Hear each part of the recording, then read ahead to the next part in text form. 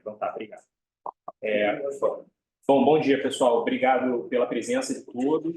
Obrigado por quem está aqui presencialmente. Obrigado, pessoal, que está online. Desculpem o atraso, a gente teve um problema técnico aqui, de gente falando em diferentes lugares e nesse formato híbrido, mas a gente agradece, né, o interesse e a presença de todos, principalmente pela visita aqui, né, que pôde vir, se dispôs a vir presencialmente aqui para o escritório. Prazer para a gente receber vocês. A ideia hoje é fazer um tema multidisciplinar, né? A gente tem uma abordagem aqui focada tanto na perspectiva ambiental, que é a Luciana, que está em São Paulo, que vai falar um pouco. Ela falaria no começo, a gente vai inverter um pouquinho a ordem. Tem uma parte mais dos aspectos tributários, tem a parte da visão da política pública em si, que vai ser falado pelo Manuel. Eu vou apresentar cada um com calma aqui individualmente, e depois a gente vai ouvir uma visão da parte das empresas, do interesse, como estão vendo o programa, e fazer alguns comentários em relação a ele. É basicamente o formato do que a gente pensou aqui para o evento de hoje. Então, eu sou o Thiago Severini, sou sócio da área tributária e aduaneira aqui do escritório, Peraí Resende, para quem não me conhece. A Paloma também é sócia da área tributária e aduaneira aqui do escritório. O Manuel, eu vou só pedir a palhinha aqui.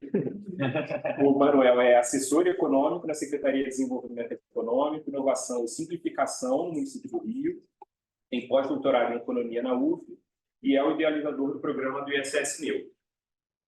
A Priscila Olivieri é coordenadora tributária na Total Energies e a Laura Lima é analista fiscal também na Total Energies. Então, obrigado, Laura, Priscila, Manuel, Paloma. E aí, enfim, a ideia era começar com a Luciana, mas como a gente está com esse probleminha, a gente vai inverter. Então, acho que a Paloma pode começar e depois a gente coloca a Luciana no seu turno. Acho que vale também falar, pessoal, que quem já está mais acostumado a participar dos nossos eventos, né? A gente tem aqui um evento mais informal, em que a gente prioriza aqui o debate. Então, cada vez que vocês trazem uma pergunta ou um ponto, um questionamento, uma visão diferente, eu acho que isso enriquece o debate. Então, fiquem completamente à vontade para interromper, para fazer qualquer ponderação ou questionamento. É sempre bom para a gente ter essa troca aqui, principalmente no presencial. O pessoal também está no online. Se quiser mandar as perguntas, podem mandar. A gente tem o pessoal de TI lá que vai fazer essa transmissão das perguntas para a gente. A gente, tendo tempo, a gente consegue responder. Senão, a gente responde depois também por e-mail, como a gente sempre faz, para não deixar que a pessoa fique sem um comentário em relação à pergunta, tá? E aí, enfim, se for um comentário para o Manuel, a gente passa para ele, para a Priscila, para a Laura e para a Luciana, enfim, como for. Começar falando do direito tributário antes de ter um contexto ambiental é ainda mais desafiador. Então, o Thiago me passou essa tarefa aqui, porque o objetivo da fala da Luciana era justamente trazer o que a gente tem em termos de panorama ambiental do mercado de carbono, trazer um pouco do processo, tá? Das destinações que a gente pode dar ao crédito, né? Tanto a empresa que deseja aposentar, quanto a empresa que pretende negociar, a empresa, enfim, tem diversas formas, ela pode se utilizar desse crédito, e uma série de outras denominações que para a gente acaba sendo muito importante, porque o direito tributário ele é um ramo de superposição. Então, a gente parte do que a gente já tem em termos de arcabouço das outras áreas do direito, tanto a área regulatória, e por isso é muito importante para a gente o avanço do PL e a aprovação dele, a conversão dele em lei, porque a partir daí a gente vai ter um arcabouço jurídico necessário para a gente delimitar quais são os aspectos tributários, quais serão os gargalos, o que a gente precisa se preocupar, qual é a natureza jurídica desse crédito, como que a gente vai contabilizar esse crédito, o que pode vir em termos de risco, de penalidade, de autuação. Então, enfim, tem uma série de pontos tributários que a gente só vai conseguir avançar quando a gente já tiver aí um arcabouço regulatório mais delineado, né? Hoje a gente tem o PL, ele foi aprovado, né, no final de dezembro pela Câmara, agora ele voltou para o Senado, porque ele teve uma série de emendas que ainda vão ser analisadas, A gente teve aí a priorização da reforma tributária, então isso acabou atravancando um pouco a agenda, mas a gente entende que é um tema que não tem mais como fugir, é uma prioridade, então todos os eventos que a gente sempre escuta as pessoas falando, gente. Então, pessoal, o que eu estava falando, né? A gente tem o direito tributário e para que o direito tributário a gente possa avançar nessa análise, né? É muito importante a gente ter já algumas definições. É claro que a gente pode trabalhar aqui em cenários. Cenários é sempre possível a gente ter, até porque a gente já teve um decreto que veio antes, né? Ele trouxe alguma coisa interessante para direito tributário, ele classificou os créditos como ativo financeiro, isso já nos dá algum norte tanto da parte de contabilização como da parte tributária, de saber como que a gente tem, quais incidências que a gente teria em cima disso. Mas o decreto ele acabou sendo revogado e hoje a gente tem um projeto de lei que basicamente segue nessa mesma linha. A gente tem umas proposições que vão em sentido contrário.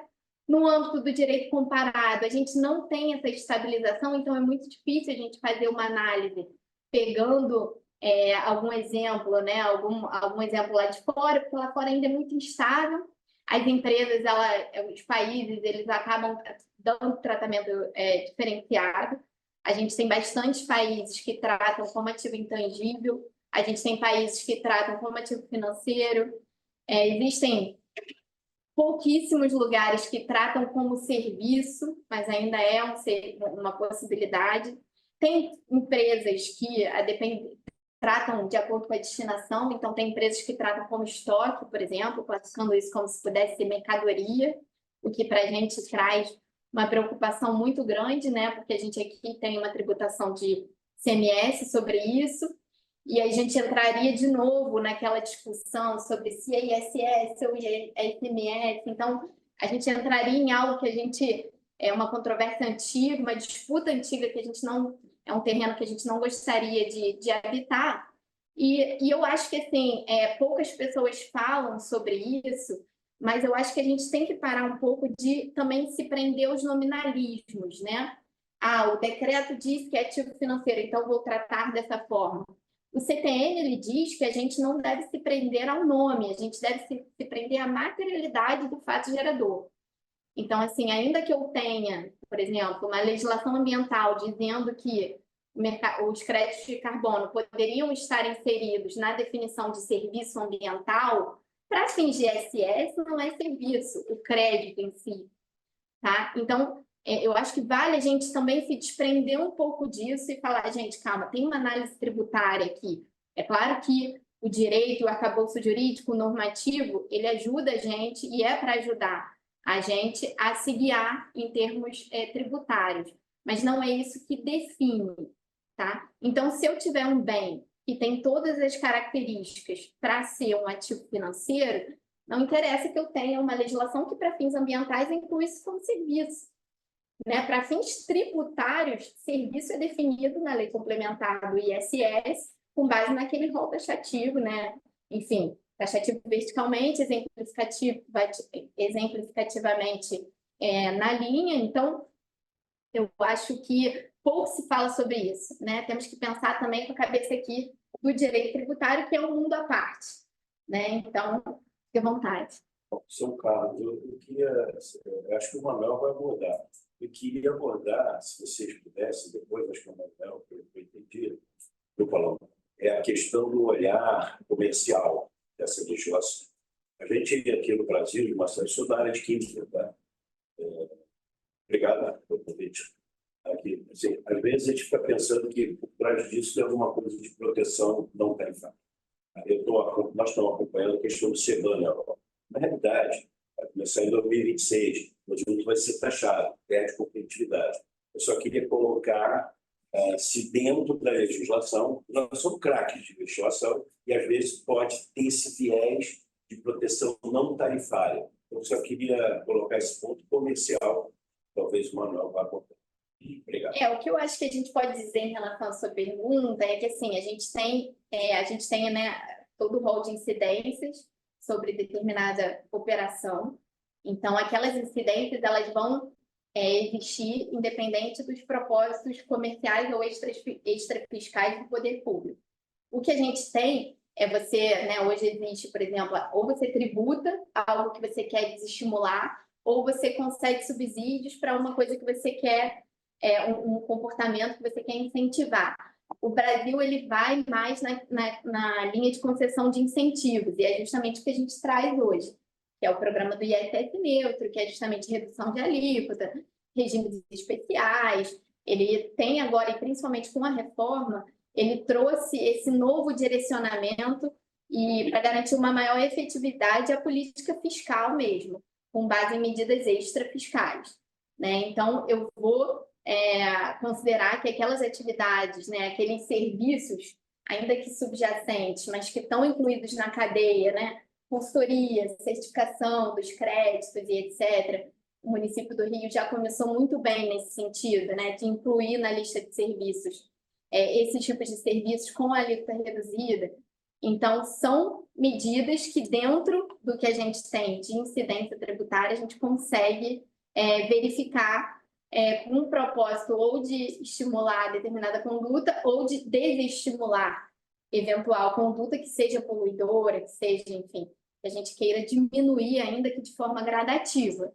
Eu acho que, não sei se sim, a pergunta talvez tenha abordado também a questão dos acordos comerciais. Eu acho que tem, né, a Europa, principalmente a União Europeia, tem esse viés muito forte de se utilizar como, até pela facilidade, né, por ser, como de outros países, né, bastante ampla e relevante no mundo, de fazer dentro desses acordos comerciais multilaterais essas exigências ou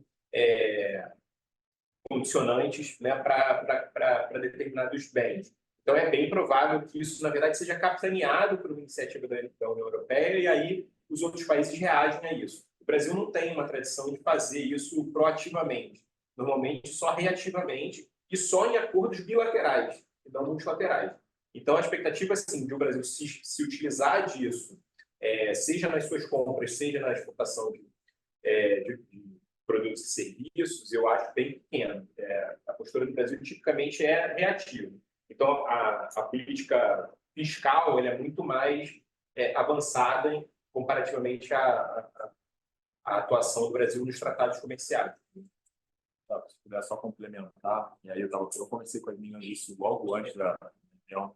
A verdade é que, desde Kyoto, a Europa ela assume aquele princípio, né, das responsabilidades comuns, porém diferenciadas. E aí, por isso, a Europa começa a pagar a conta primeiro, porque, bem ou mal, a Europa começa a poluir o planeta primeiro.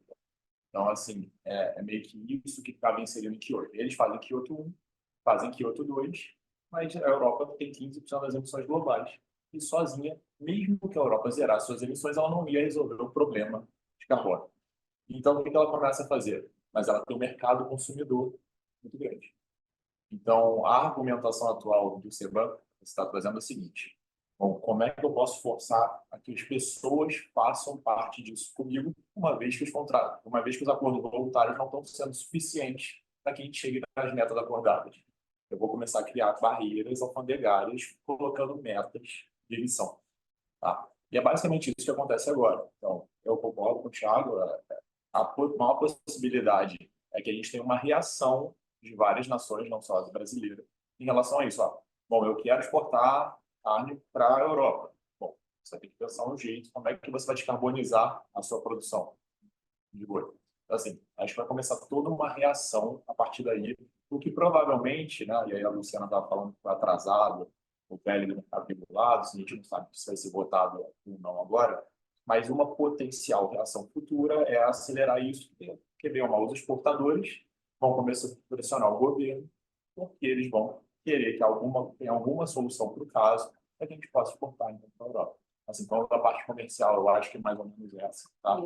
Logicamente, isso não tá, a gente não fala de SS neutro aqui, mas a gente está falando assim, mais uma discussão mais abrangente, tá bom? Depois a gente pode comentar. Que é as estratégias comerciais que estão embutidas nesses argumentos né, de suposta proteção ambiental. Porque tem toda uma discussão, né, quando você veta a carne brasileira por conta do problema das emissões, será que essa motivação, ou a motivação única, ou uma certa proteção também do mercado europeu existe? Os acordos comerciais têm muita coisa envolvida, né? Não é tão objetivo assim. Acho que ela vai entrar. Vamos tentar. Pode, Luciana, pode. Vamos fazer mais uma tentativa. Pode seguir. Então, pois é, gente, já adiantaram tudo. Adiantaram tudo que eu ia falar. Então, mas Não tem problema, peraí, tá uma conversa. deixa eu entrar aqui no ritmo. Então, gente, é o seguinte, como está todo mundo falando aqui, o foco é mostrar mesmo essa relevância financeira, né, da questão climática. Então, como eu estava falando introdutoriamente, eu vou voltar um pouco só para conseguir seguir minha linha de raciocínio aqui, e aí a gente vai nesse modelo aí de bate-papo. Mas eu vou deixar uma premissa importante para a gente ter, que é risco climático é risco financeiro. E quem falou isso foi o Bank of International Settlements, que é o Banco de Compensações Internacionais, que é o Banco Central dos bancos centrais. Em 2020, ele publicou esse Green Swan, essa publicação, um livro chamado Green Swan, para tratar da perspectiva de uma crise financeira causada pela mudança climática. Então, acaba materializando essa questão. E desde então, a verdade seja dita, a gente até comentou, né, a gente saiu uma reportagem, um report do JP Morgan dizendo que saiu uma reportagem do JP Morgan dizendo que não vai haver transição energética até 2030, que isso é uma questão para as próximas gerações, porque como bem disse o Manuel na nossa conversa, em algum momento a gente fez a escolha de se desenvolver a partir de uma base fóssil, e tem a inflação nos Estados Unidos, teve a guerra na Ucrânia, então esquece, não vai ter jeito. Foi um relatório bem pessimista, mas a verdade é que a gente já está tratando desse tema, o IPCC já está alertando para essas questões há décadas, né? E não é uma questão de ontem, a verdade é que quando o Larry Fink veio com aquela carta falando que os seus investimentos, o fluxo de investimentos seria voltado para investimentos de impacto, o financeiro começou a se movimentar e, por consequência, veio toda essa questão. Essa que é a verdade. E desde 2020 a gente tem sido inundado com essas notícias que mostram que realmente as mudanças climáticas vão gerar um impacto financeiro relevante para a sociedade. E não só financeiro, como social. A gente está falando de refugiado climático, a gente está falando de países insulares que vão desaparecer. Enfim, eu falei que não ia coisa ambiental, já estou aqui. Então, assim, são questões importantes. Deixa eu passar aqui. Então, quem que vai como é que a gente vai financiar isso? Como é que isso vai acontecer, né? Então, a gente tem... a gente sabe que para combater as mudanças climáticas... E antes, eu só queria dar um exemplo para vocês sobre a questão lá do risco climático. Tem uma empresa que a gente trabalha, que é do setor de infraestrutura para mobilidade, e ele tem várias concessões. E eles, no relatório deles, eles colocaram como algo que impacta o resultado financeiro a constante, o volume de chuvas, que faz com que eles tenham que fazer mais manutenção nas rodovias, e esse volume de chuvas foi relacionado às mudanças climáticas.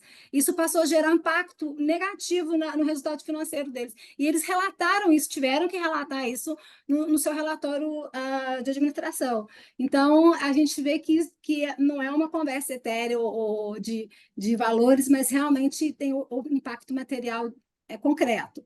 Então, a gente, como eu estava falando, a gente sabe que isso tem um custo muito alto, e quem que vai financiar esse custo?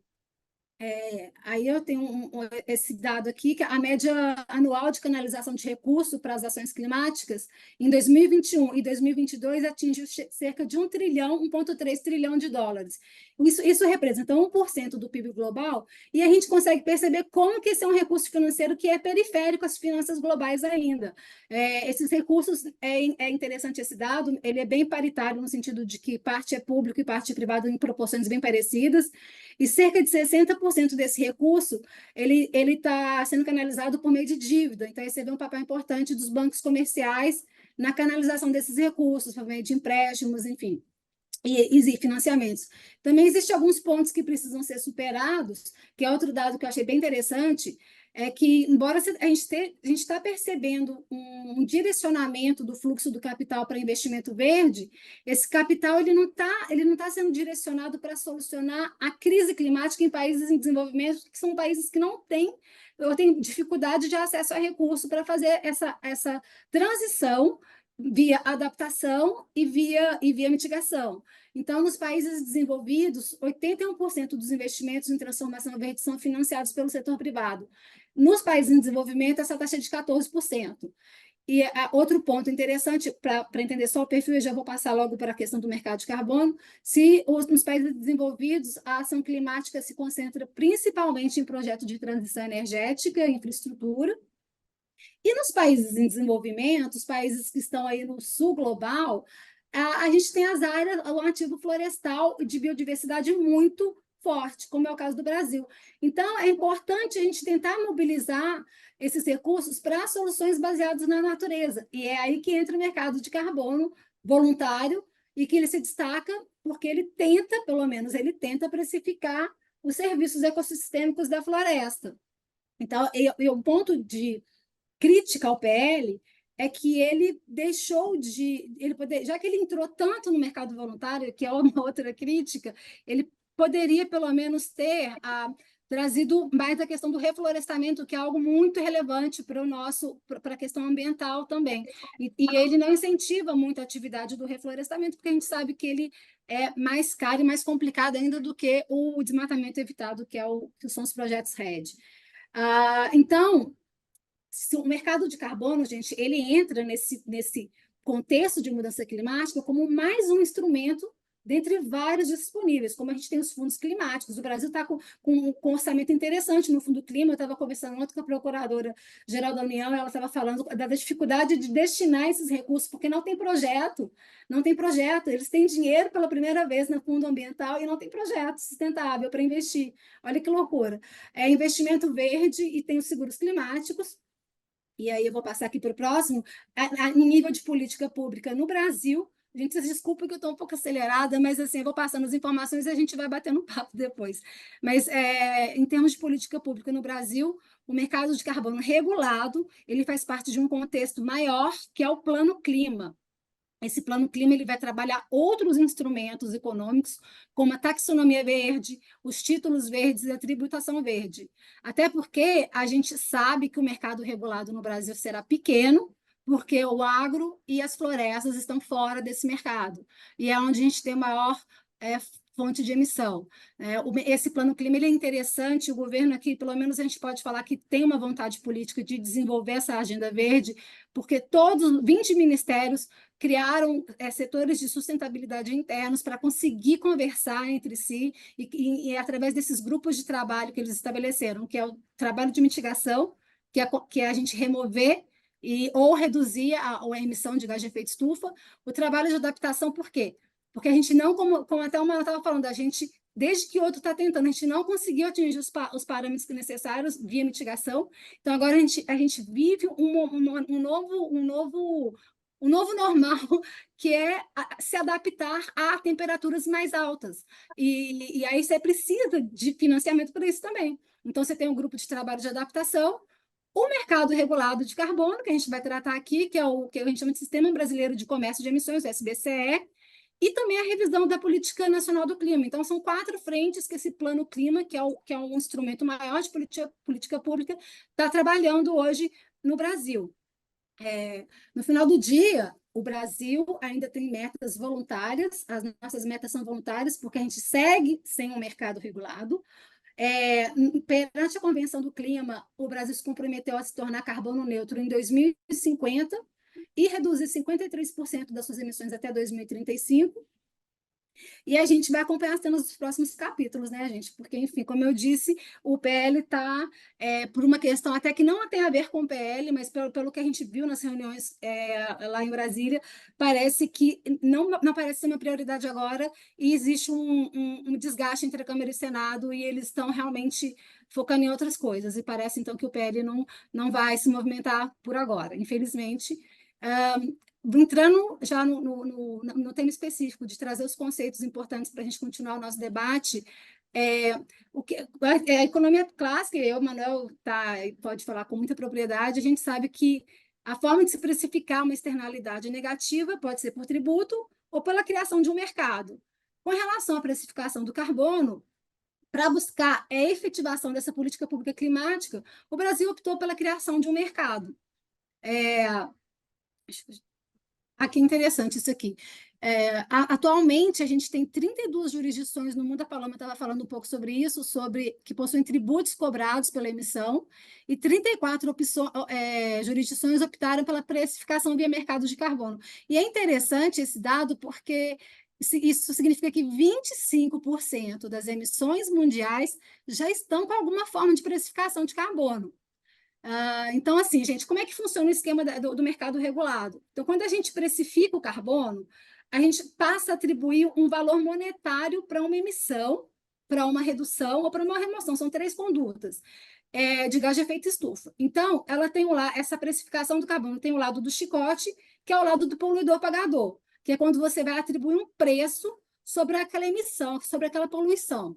E tem a precificação do carbono na forma da cenoura, que é atribuir um preço, um valor para um benefício ambiental causado pela redução ou pela remoção do carbono da atmosfera. Então, no Brasil, hoje, é livre, como eu disse, a emissão de gás de efeito estufa. A gente não tem uma precificação, a gente pode emitir a lá vão ter, vamos dizer assim. E como eu disse acima sobre essa relação de chicote e cenoura, esse instrumento de precificação de carbono, quando ele coloca um preço sobre uma emissão, ele dá essa noção de custo ao emitir o gás de efeito estufa, de modo que a empresa possa internalizar essa externalidade indesejada, que o nosso problema ambiental é que a gente não tem um mecanismo de internalização da poluição que é emitida por uma atividade industrial. Então, é bem interessante essa dinâmica. E, ao mesmo tempo, a precificação do carbono, ela incentiva o desenvolvimento tecnológico, a produção limpa, quando ela sinaliza um preço a ser recebido quando você vai fazer um projeto para reduzir as suas emissões ou para remover o carbono da atmosfera, que normalmente são os projetos florestais. Eu já estou caminhando para o fim, tá? O mercado de carbono, especificamente. Nós temos 3 mercados de carbono. Então, vamos trazer para a prática essa precificação do carbono. Embora a gente tenha 3 modelos, existem 2 mecanismos de precificação, que é no mercado voluntário e no mercado regulado. No mercado voluntário, atuam organizações, companhias que, por livre e espontânea vontade, querem fazer alguma coisa para diminuir os impactos que causam. Mas elas não podem ter custo alto para reduzir, elas podem ter custos altos para reduzir as suas emissões, então ela tenta compensar. O setor de petróleo e gás tem um custo alto para reduzir a emissão. Então, a ferramenta da compensação, o mercado voluntário, ele é importante, ele é interessante para o setor de petróleo e gás, navegação internacional, setor de cimento. Então, tem vários setores que realmente se apoiam na compensação para conseguir atingir suas metas de descarbonização, de neutralização. O mercado regulado de carbono, ou o Sistema Brasileiro de Comércio de Emissões, ele é regulado porque é o governo, né? A partir de uma política pública, é que ele fala para as atividades econômicas: olha, vocês são emissores em determinados valores ali que o PL traz, e eu vou colocar vocês para dentro do mercado regulado. Para você poder emitir gás de efeito estufa, você vai ter que comprar uma permissão. Então, quando você fica com a permissão sobrando, você vai conseguir vender para quem está com a permissão faltando. E é por meio dessa política pública que o Brasil vai tentar atingir a sua meta estabelecida em um terceiro mercado, que eu disse que é o mercado regulado internacional, aquele que tem os mecanismos previstos no artigo 6º do Acordo de Paris. Ele é um mercado internacional regulado de adesão voluntária, tá? Então, aí vocês vão me perguntar, mas quando no mercado regulado eu vou comprar uma permissão para poluir? Quer dizer, eu vou continuar poluindo, e qual que é o benefício ambiental disso, né? A questão toda é que, sim, você vai comprar uma permissão para poluir, só que não vai existir permissão suficiente para todo mundo continuar poluindo aquilo que vinha poluindo historicamente. Então, o mercado ele vai gerar uma escassez, né? E vai criar, através desse teto, que quanto mais rígido for o teto, menos permissões as empresas vão ter. e aí maior será o benefício ambiental. E o projeto em tramitação, como a Paloma disse, ele foi aprovado no Senado, o texto em 2023, e depois, no mesmo ano, no final do ano, na Câmara, sofreu uma série de modificações. A Câmara mexeu no mercado voluntário, tentou buscar regular coisas que se entende que não deveria, então a gente acabou tendo que trabalhar mais a questão da interoperabilidade entre os mercados, se um vai afetar o outro, se vai prejudicar o voluntário, enfim, tudo isso está em discussão, tá, gente? Porque agora voltou para o Senado e a gente também tem que ver como é que o Senado vai lidar com essas alterações. Alterou a natureza jurídica do crédito também, enfim, e então a gente tem essa movimentação legislativa, mas a gente está num estágio avançado de amadurecimento, embora estejamos bastante atrasados.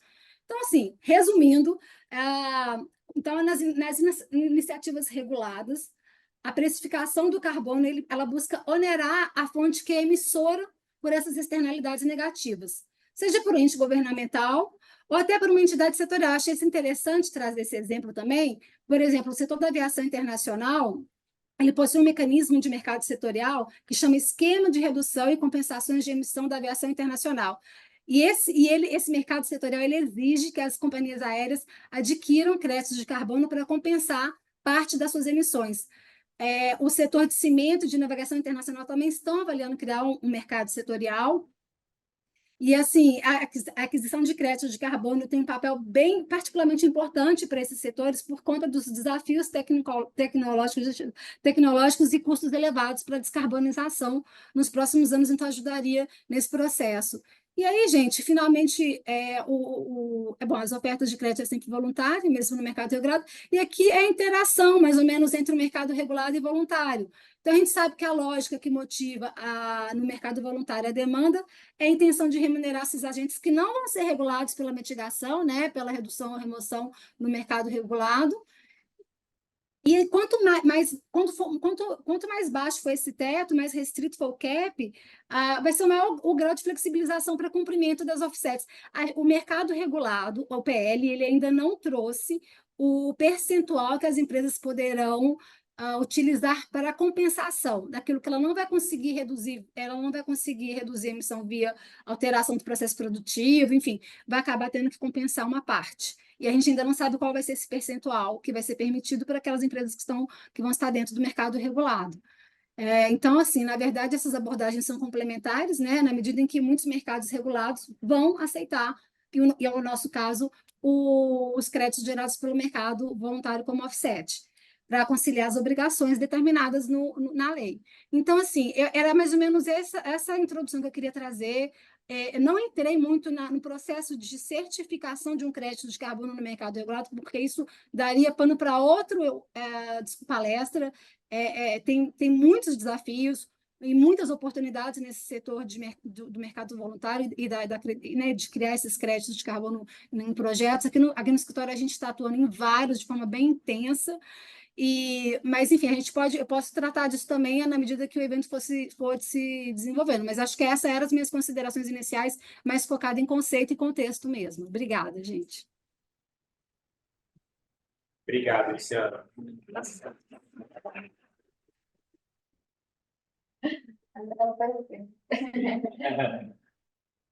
Pessoal, se alguém tiver alguma pergunta para a Luciana, sei que a gente tentou não interromper justamente para não causar aí um problema no vídeo, a gente tem à vontade.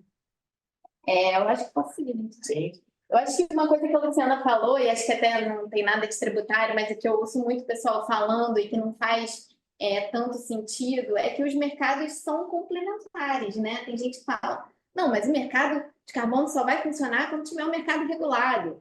E aí, não, mas o mercado voluntário não é tão legal, porque o mercado regulado é melhor. Mas e por que eles são comparáveis, né? Os dois são complementares, são ferramentas válidas, então, enfim, quanto mais ferramentas e meios para a gente conseguir descarbonizar, melhor. Então, enfim, só fazendo um comentário sobre o que a Luciana falou, que a gente acaba escutando muito essa comparação, né? Bom, então voltando agora, a gente escutou a parte legal, voltando para a parte chata, um pouco mais árida, da palestra. Bom, quando a gente pensa, né, em aspectos tributários aqui, né, o que a gente vai ter de efeitos, né, de forma mais direta, da questão do mercado de carbono, eu acho que a gente pode pensar em 2 momentos: da geração do crédito e da comercialização do crédito, né? Na geração do crédito, é claro que é uma matéria muito, muito nova, então acho que ela requer ainda mais estudos aprofundados, mas a princípio, o que se tem em termos de geração é que a geração em si não geraria uma tributação específica em cima dessa operação, tá? Porque, na verdade, você está criando um ativo. Então, né, a empresa ali que está gerando, ainda que ela subcontrate outras empresas, e essas relações, sim, serão tributadas, a geração do crédito em si, ela não, a princípio, gera uma tributação, diferente da comercialização.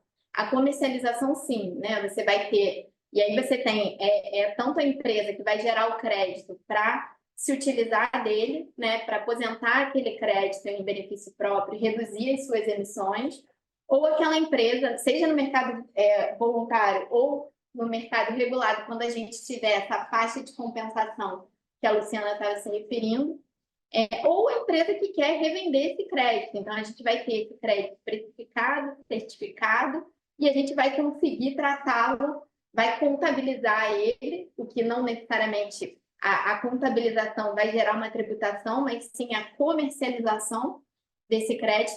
Então, tendo esse ativo, ele vai ser tratado como qualquer outro ativo da mesma natureza, podendo ser, então, comercializado. Essa comercialização que é onde a gente tem o foco do direito tributário, porque é ali que vai recair determinada incidência, né? E aí a gente vai voltar para aquela discussão sobre qual seria essa natureza, né? Hoje a gente tem, falei, de 4 principais modalidades que a gente tem visto no direito comparado, tá? Então, a gente tem mais ou menos ativo financeiro, ativo intangível, estoque, e aí tratando como mercadoria, ou serviço, né? É o que eu mais tenho visto. Dentre esses, tá? Predominantemente, a gente tem no direito comparado ou ativo intangível ou ativo financeiro. O ativo financeiro, ele é mais bem recepcionado, né? Ele foi trazido pelo decreto inicial, porque ele é fungível, né? E a gente consegue ter uma transferibilidade mais fácil dele, né? Então, eu consigo comercializar ele de uma forma mais fácil do que se eu tiver ele classificado como ativo intangível. Não que isso vai determinar qual é a tributação, como eu falei. O que vai determinar qual é a natureza jurídica para fins tributários vai ser a materialidade daquela hipótese de incidência, do fato gerador. E não necessariamente vai ser aquilo que a lei ou o decreto vai trazer. Geralmente coincide, mas não necessariamente. A gente tem definições que no direito civil a gente não consegue trazer da mesma forma para o direito tributário. Então, o direito tributário, às vezes, ele requer um tratamento específico para fins tributários, diferente daquilo que a gente vê nos outros ramos do direito. Então, a gente ainda não sabe qual vai ser essa tributação, né? A gente tem algumas iniciativas sobre isenção de imposto de renda pessoa jurídica, isenção de PIS e COFINS, mas eu queria trazer um ponto que eu acho interessante, né? E para fugir um pouco do que é sempre falado, né? Em todos os eventos, que a gente acaba ficando um pouco já acostumado, falar um pouco, se eu tiver a incidência de imposto de renda pessoa jurídica, eu conseguiria deduzir esse crédito? Ou se eu tiver a incidência do PIS/COFINS, eu consigo gerar crédito a partir da aquisição desse crédito de carbono? Essa é uma questão interessante, porque ela traz o quanto aquele ativo é considerado essencial para determinada atividade produtiva, e é um pouco do que a gente fala aqui. Hoje, na legislação tributária, a gente tem um conceito para imposto de renda, por exemplo, de despesas dedutíveis, né, que é necessidade, usualidade, normalidade, que a gente precisa adequar para o momento atual. Então, tudo bem, eu tenho aqui uma despesa, né, na compra desse crédito, que ela não está diretamente ligada à minha atividade produtiva, mas ela não deixa de ser essencial. E no mundo de hoje, ela deveria ser normal e usual. Então, por que eu não posso deduzir essa despesa, né? A gente tem uma solução de consulta antiga, na verdade não tão antiga, de 2017, é a 460, quem tiver curiosidade, da COSIT, em que a Receita considera indedutível para fins de imposto de renda os créditos de carbono, que na época eles chamam de créditos ambientais. E justamente por faltar a questão da essencialidade, da necessidade, né? Porque o crédito não teria relação direta com a atividade econômica. E aí, trazendo essa consulta, o quão desatualizada ela está, né? O quanto a gente precisaria rever. Se a gente tem uma política fiscal que a gente quer incentivar e que isso é uma prioridade para fins de política pública, o porquê que ele não é necessário? É sim, entendeu? Hoje é.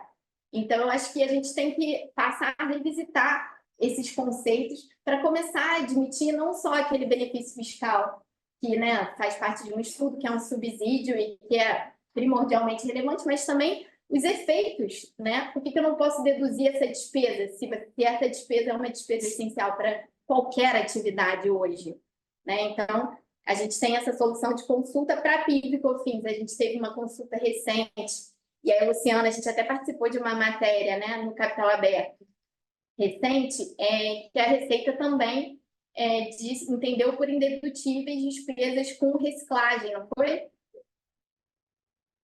Acho que é a questão de... Eu acho que na visão da Receita ainda está... E aí acho que tem conexão com o que a Luciana estava colocando. Assim, a Receita tem muito a questão de panorama de obrigação legal como necessidade. Então, se for um percentual fixado pelo mercado regulado, você teria direito a deduzir. Se não tiver, é voluntário, então voluntário não é despesa. Pois é, né? É basicamente esse padrão. Então, é isso. Assim, você tem um descolamento entre política pública e o entendimento da Receita Federal sobre as questões de Estado. Não, e a gente vê a intenção, né, do legislador, que não pode ficar só na teoria, né? A gente tem aí uma reforma tributária que incluiu o princípio de defesa do meio ambiente no capítulo do Sistema Tributário Nacional da Constituição. Então, para a política fiscal estar voltada para esse princípio, né? E por que então a gente não faz isso acontecer na prática? Acho que é algo que a gente tem que se questionar e passar a refletir isso nos debates para que a gente possa trazer também para a Receita Federal e para também estados, municípios e etc., essa visão, né, de essencialidade. Mas, enfim, acho que era isso que eu separei para falar. Acho que o programa do ISS Neutro, e a gente queria muito uma oportunidade de trazer o Manuel para falar um pouco desse programa, né? O Rio de Janeiro, né, o município, ele está à frente dos demais entes, aqui, na minha opinião, em estimular esse tipo de política pública. Então, foi um desafio, né? O Manuel vai poder dizer, mas há anos já tentando estudar para conseguir viabilizar esse programa, e não só o programa, né? A prefeitura está com um hub todo voltado para a sustentabilidade. Então, tem uma série de medidas, não só tributárias, né? Medidas também de orientação, palestras e etc. Todo um hub preparado para isso, para você conseguir fazer com que parte da política pública também, da parte, né, aquilo que todo mundo fala, a transição é algo que todo mundo tem que participar, não tem ninguém aqui que não precise participar dela. Ela só funciona na sua integralidade se todo mundo participar. Então, acho que o município aqui vem fazendo o papel dele, né, com a criação do programa da perspectiva tributária, a criação do programa ISS Neutro, a inclusão dos serviços com a alíquota reduzida, né? Eu acho que mais do que você trazer a alíquota reduzida, é você reconhecer os serviços. Né, um pouco disso, né?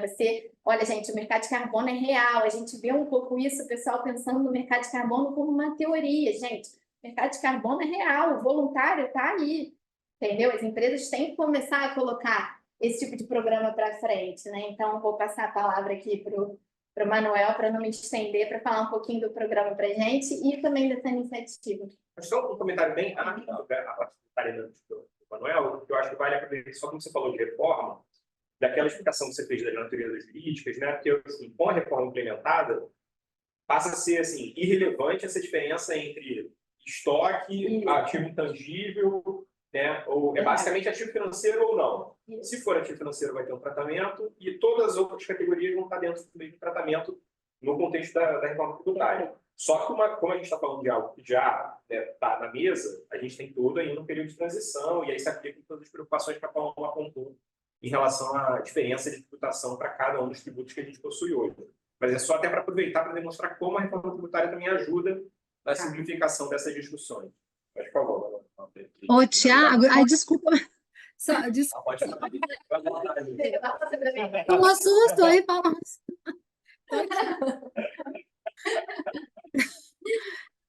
Não, eu só complementando essa fala do Tiago, achei tão importante, porque como eu participei de uma reunião lá no Ministério da Fazenda, e o foco era justamente esse, de criar, uma natureza jurídica do crédito de carbono que tenha já um formato que o mercado financeiro reconheça e se sinta seguro, porque o objetivo aqui é trazer esse tema ambiental para pessoas e públicos que no dia a dia normalmente não iriam tratar desse assunto, como é o caso do mercado financeiro. E o PL, essa é uma grande crítica, Tiago, porque ele veio do Senado como um ativo imobiliário, quando negociado em bolsa, a Câmara dos Deputados alterou, passando a considerar a natureza jurídica dele um fruto civil, bem de fruto civil, e criou uma figura do CRAM, que é o Certificado de Recebíveis Ambientais, e esse CRAM ele faria o papel de transformar o crédito de carbono de fruto civil, que é o que vem do Código Florestal, que é ativo intangível, em ativo imobiliário negociado em bolsa. Então, ele criou uma burocracia danada para tornar esse título aí palatável para o mercado financeiro. Perfeito. Bom, pessoal, obrigado primeiro pelo convite. Acho que mais importante a gente ter a oportunidade de ter esse debate, como vocês estão falando. A temática é muito nova, você vê quanto tempo a gente gastou aqui só para poder tentar colocar todo mundo na mesma página. É difícil, o tema é árido, mas então, obrigado, Vera Rezende, pelo convite. Obrigado, colegas, obrigado a todos os participantes. Bom, e essa na verdade, ele surge de uma grande coincidência. Isso é o mais engraçado, assim. A gente falando de uma coisa que vocês pensaram lá no início, na verdade veio de uma provocação. E eu acho que isso é o mais interessante. Por favor, provoquem o poder público. E daí a gente pode também se mover, correr atrás de soluções. Uma provocação no LinkedIn que o nosso secretário recebeu era basicamente a seguinte.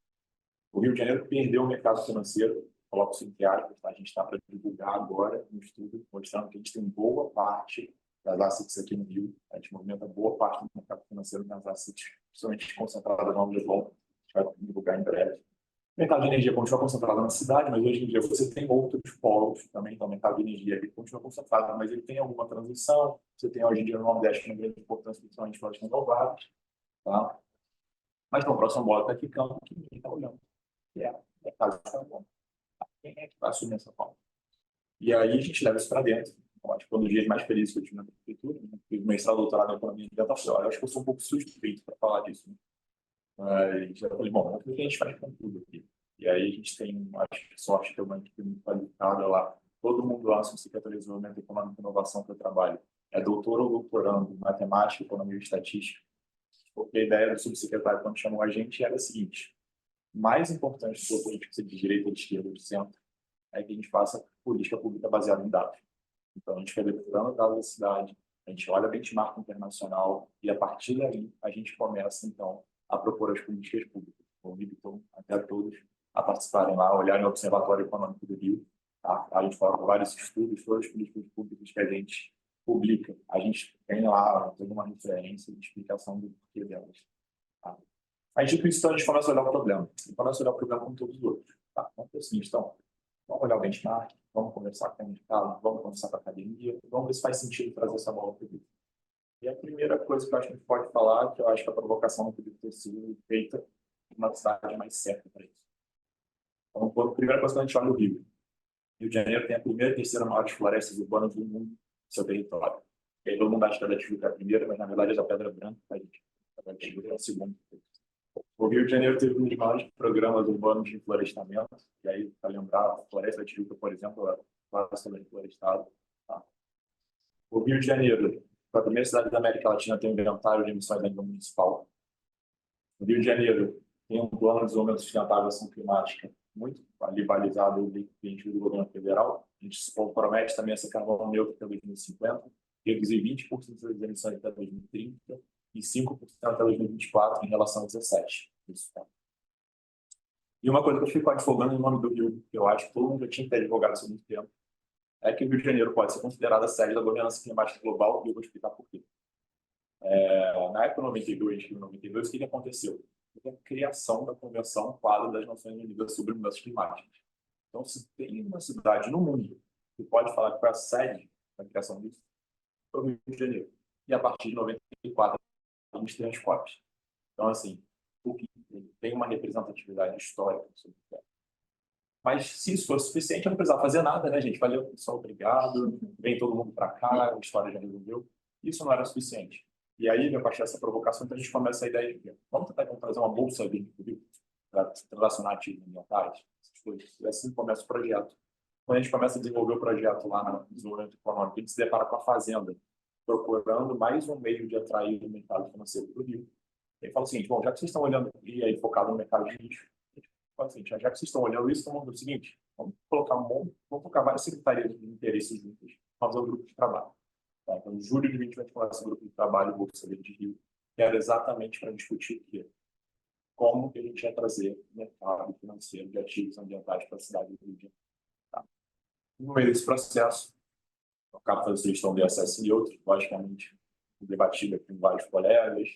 Lá no grupo de trabalho, a gente tinha desde a Procuradoria do município até a Secretaria de Meio Ambiente, Secretaria de Fazenda, então assim, era um grupo bem completo. E o que basicamente é a ideia do ISS? Pessoal, a gente criou o maior incentivo do mundo a nível municipal, tá? Pelas nossas referências, pelo que a gente revisou, para o mercado voluntário de carbono. A lei dela tem dois lados. Primeiro lado, como a Paloma falou, a gente primeiro criou os serviços da cadeia de carbono. Quais são os serviços? Primeiro, inventário de emissão. Se alguém quiser entrar no mercado de carbono, primeiro tem que ver o seu impacto. Então, em primeiro lugar, inventário de emissão, auditarem esses inventários e criarem um projeto de crédito de carbono, tá? E certificarem esse projeto e transacionarem esse projeto, a gente cobra o menor imposto que a gente pode cobrar por lei, que é 2%. Então, o primeiro negócio é o seguinte, é tornar o Rio a capital de investimentos verdes do Brasil. Então, nesse serviço, começar, inclusive, a mapear esses serviços, entender quem está empregado, quanto recolhe de ISS, e eu já cobro o mínimo possível para que vocês venham para a cidade se instalarem. Mas isso também não é suficiente para o mercado. O mercado necessita de demanda, necessita de segurança. Então, vamos ver o seguinte, do outro lado, a gente vai trazer todas as empresas do Rio para tentar tornar as empresas ESG a custo zero. E aí eu vou tentar explicar o mecanismo como eu gosto mais de explicar, com 3 pilares. Primeiro pilar, vou falei para vocês, o Rio de Janeiro pretende se tornar carbono neutro em 2050. Como a Luciana acabou de mostrar, qualquer intervenção desse tipo ela é muito cara. Custa muito caro para a cidade, vai custar muito caro para a cidade ter essa transição. Então, essa é a primeira informação que eu quero que vocês mandem. O segundo pilar é o seguinte, toda empresa hoje em dia quer se tornar ESG. Seja porque ela entende isso, seja pela necessidade de mostrar isso para os outros e pela demanda dos seus consumidores. Tá? E o terceiro ponto, e aí a Luciana já abordou um pouquinho, a gente tem 2 tipos de mercado. Aí o pessoal falou assim, não, você quer fazer isso? Então, você quer abrir uma bolsa? Então, um mercado regular. Tá. Isso faz sentido a nível nacional. Será que faz sentido a nível municipal? Vamos conversar aqui que seria fazer um mercado regulado a nível municipal. Primeiro que eu estou discutindo esse 21, tá, gente? Eu vou lembrar aqui todo mundo que a gente estava saindo de uma pandemia.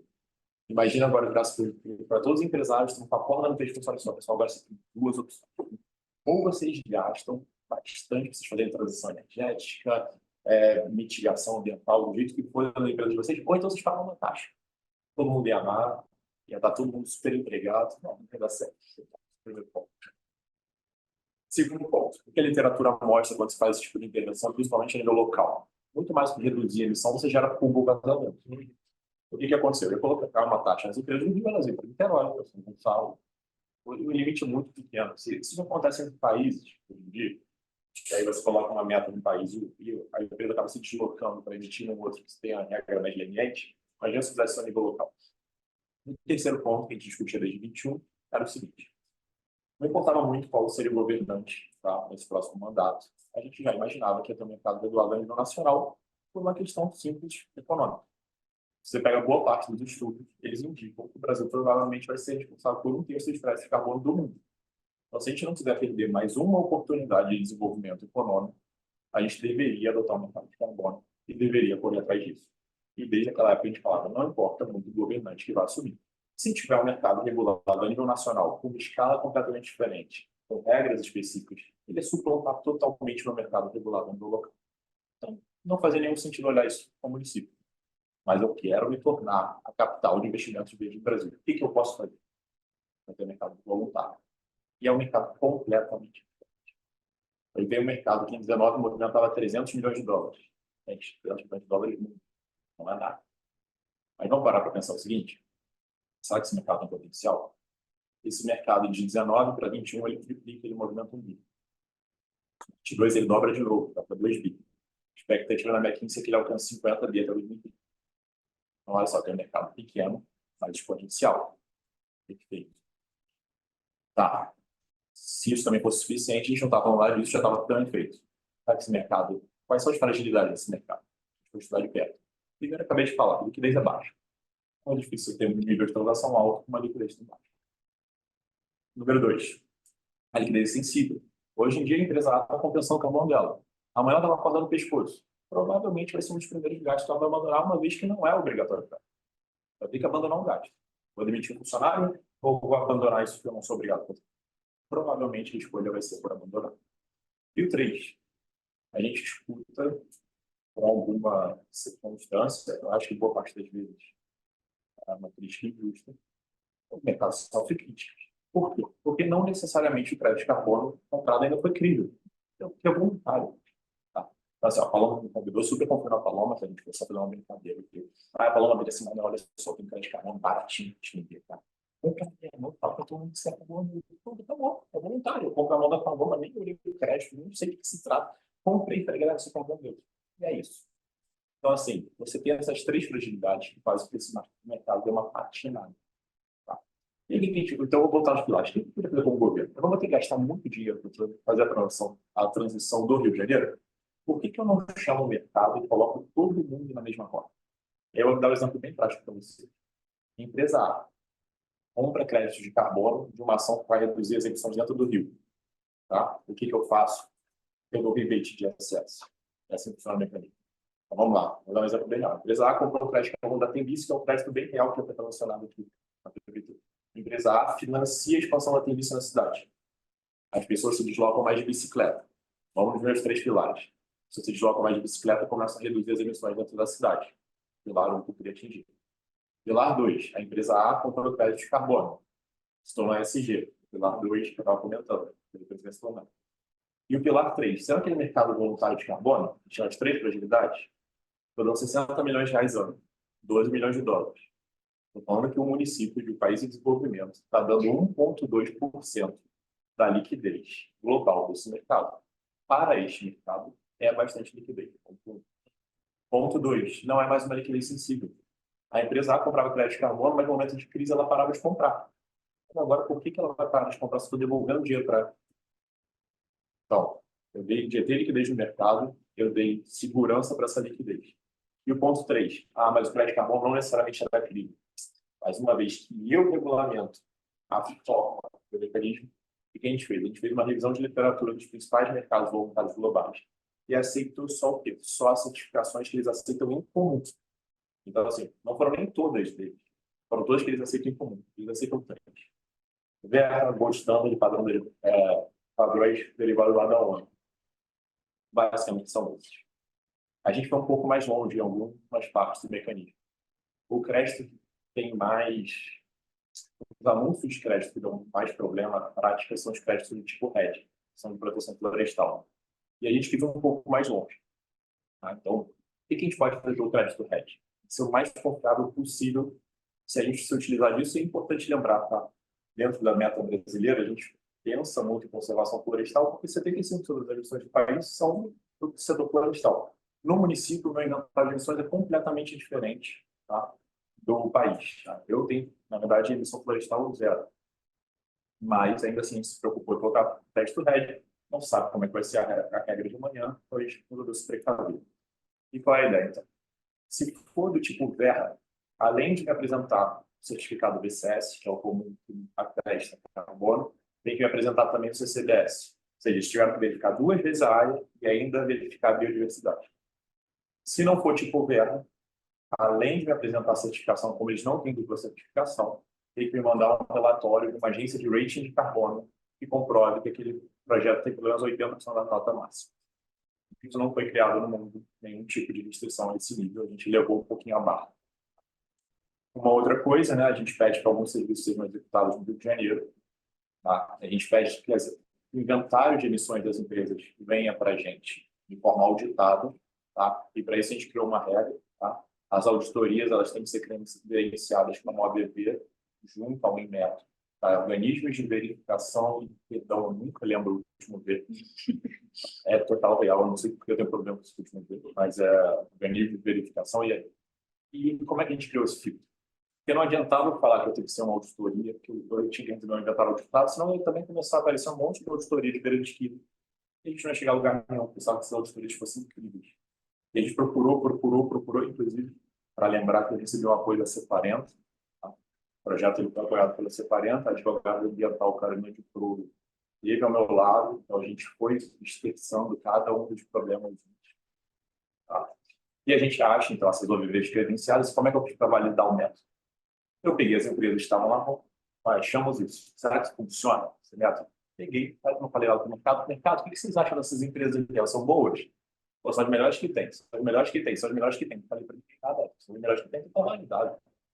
E lembrando que com o poder público eu não tenho uma extensa equipe para poder avaliar cada tipo de coisa, então eu precisava de um mecanismo que fosse cara para achar. Então, se é uma OVV credenciada do Inmetro, o Inmetro já fez essa certificação para mim. A gente já conseguiu selecionar as empresas e amanhã qualquer outra empresa pode se credenciar junto ao Inmetro. O Inmetro certifica e a gente simplesmente atesta do nosso lado. Os créditos, como eu falei para vocês, a gente está usando os principais padrões internacionais e lembrando, a Luciana trouxe aqui, a gente não tem ainda uma regra nacional. Isso é importante dizer. Uma vez que eu não tenho um padrão que o país aceite, a gente buscou o melhor que o mundo aceite. Tá? Isso fez sentido porque o mundo já tem regras bem estabelecidas para isso e é um problema global. Então, na verdade, o programa ele traz muita seriedade, acho que para quem está dentro. Acho que qualquer empresa que entrar e participar, ela vai poder, em primeiro lugar, a gente traz transparência em todo o processo. Os inventários que participam, a gente deixa eles públicos. E há uma coisa que o Brasil ainda carece no registro público de emissões, a FGV começa a fazer isso, mas também não tem muito, então a gente começa a entender o impacto registrando os inventários. A gente começa também a fazer uma espécie de câmara de registro, porque uma vez que as empresas mandam para a gente a forma que elas compensaram o crédito, a gente vai deixar isso público para todo mundo. A gente começa então, a registrar quem está comprando os créditos de carbono e quantas toneladas.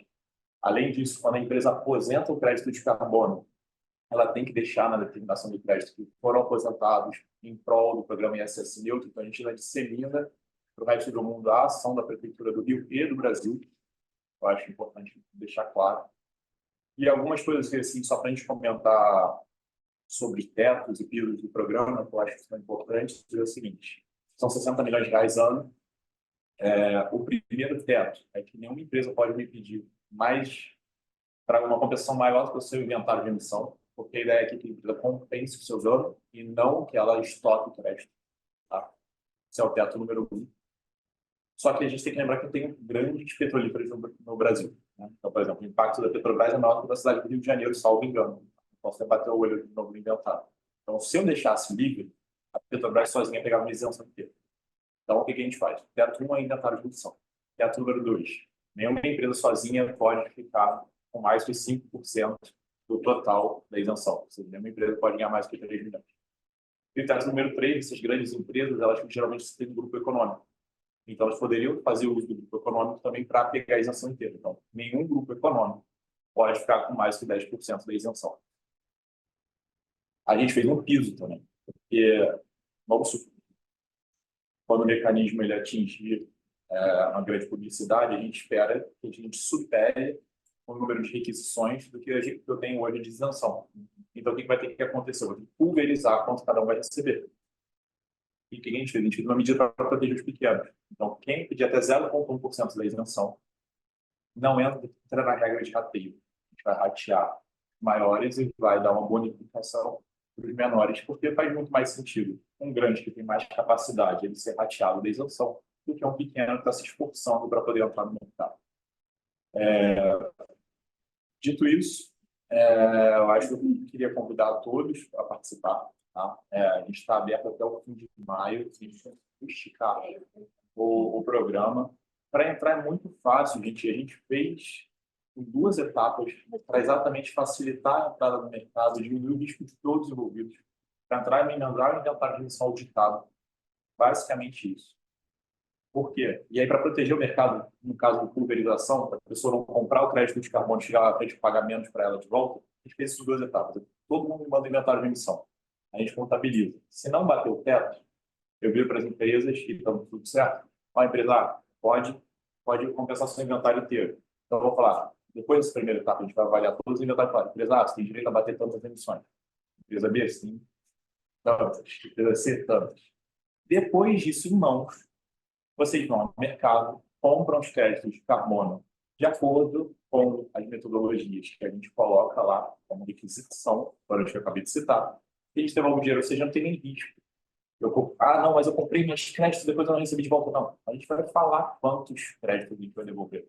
Então, assim, traz uma segurança para todos os envolvidos. Acho que eu posso só... Claro. É importante dizer, eu acho, né? O tema, ele é árido, o tema é árido e tem muitos detalhes, né? Mas muito reforçando o que o Manuel trouxe. A habilitação, né? Está aí agora até final de maio. E a habilitação e utilização do programa, ele é feito em fases. Então, todas as informações que o Manuel trouxe aqui, não é que você precisa, até 30 de maio, cumprir tudo isso, adquirir todos os créditos, enfim, já dá sim a tudo isso, né? O que você precisa inicialmente é ter um inventário, né? E apresentar, tem uma ficha cadastral, mas com informações básicas, pelo que eu entendi. Então, não é algo extremamente burocrático a se fazer, né? É uma primeira medida. Depois que você se habilitar, é que você vai ter um prazo para fazer toda essa aquisição e etc. E aí a prefeitura vai voltar para você com essas informações. Então, não é algo que eu preciso entender e já concluir tudo até 30 de maio, né? Então, acho que vale reiterar isso, porque às vezes, com essa quantidade de informações, as pessoas ficam um pouco, né? Não vou conseguir fazer até então, né? Não, eu acho muito importante. Na verdade, tem um outro momento que a gente fez uma outra gravação da Câmara Suíça, e aí vira responsável do grupo. Então, depois que eu peguei a planilha de 55 itens do Manuel e preenchi, fez todo sentido para a gente. E agora a gente vai saber qual é o programa, mas na verdade, por que tinha que ser tão detalhista? A verdade é que a gente está começando algo novo. E tem que ser muito incrível. Assim, a gente usou o melhor que a ciência tinha até agora. Tá? Não é perfeição. Tá? Eu vou deixar isso claro. Inclusive, a gente vai construir juntos aqui. Eu acho que a gente vai evoluindo dia a dia, a gente conta com vocês, conta com o mercado. O mais importante lá da secretaria também, para deixar claro, é o seguinte: lá todo mundo é liberal. A gente não acredita que eu, como município, vou resolver o problema de nada, mas eu posso aqui ajudar a trazer o mercado. E vocês, junto a nós, a gente vai resolver as coisas. Então, assim, acho que é por isso que a gente escuta o mercado, é por isso que a gente está sendo presente. A gente quer tanto levar informação como colher feedback de vocês. Tá? A gente começa também no modelo mais MVP, tá, gente? Então, assim, hoje não está travado o escopo, não está das emissões, não está travado também que as emissões sejam só no Rio de Janeiro, podem ser emissões brasileiras. Por favor. Bom, eu sou da indústria. Então, tudo que vem de programa, você vai trazer um pouco assim o olhar da empresa. Tudo que vem de programa é que assim, bom, vai ser mais caro para a gente. Toma pelo menos susto. Eu vim aqui a primeira vez, muito obrigado. Não é todo o Brasil tem um programa de neoindustrialização. O Brasil foi um dos países, todos os países, a questão do produto interno, né, de mais dificuldade de pensar, perderam a industrialização, foram para setor de serviço, mas o Brasil foi rápido demais, foi absurdo o que aconteceu no Brasil. Bom, seu plano de fundo. É o seguinte, o tema, como disse a Paloma, é muito árido, né? A gente é novo, enfim, muita dificuldade até de entender. Mas quando você fala desse mercado voluntário, você não tem que estar alinhado com o Banco Central? Na verdade, não necessariamente. Então, na verdade, zero. Primeiro, vamos lá, o entendimento hoje. Tá? E aí, os tributaristas falam, me corrigam a qualquer momento, eu sou economista. Eu não me sinto nem um pouco pedido, eu fico até agraciado. Primeiro ponto. tem o último reconhecimento da CVM de 2009, é que crédito de carbono não era um ativo imobiliário. Dito isso, ele pode ser negociado em qualquer marketplace, nem precisa ser negociado em bolsa. Esse é o primeiro ponto.